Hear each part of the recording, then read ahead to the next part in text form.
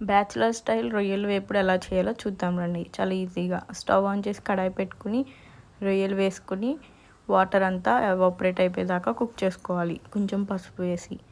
ఇప్పుడు సేమ్ అదే ప్యాన్లో ఒక 3 స్పూన్స్ ఆయిల్ వేసుకుని చిన్నగా చాప్ చేసి పెట్టుకుని ఒక ఆనియన్ వేసి కొంచెం కరివేపాకు వేసుకుని పసుపు వేసుకుని మంచిగా మగ్గపెట్టుకోవాలి.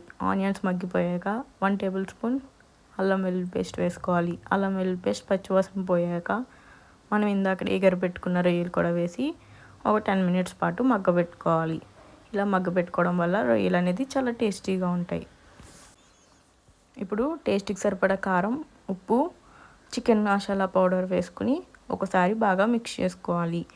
ఈ ఉప్పు కారం అనేది రొయ్యలకు పట్టేదాకా మిక్స్ చేసుకుంటూ ఫ్రై చేసుకోవాలి. ఇలా ఫ్రై చేసుకుంటూ ఉంటే కారం అనేది మాడిపోకుండా టేస్టీగా ఉంటుంది. అంతే, యమ్మీ యమ్మీ ప్రాన్స్ ఫ్రై రెడీ.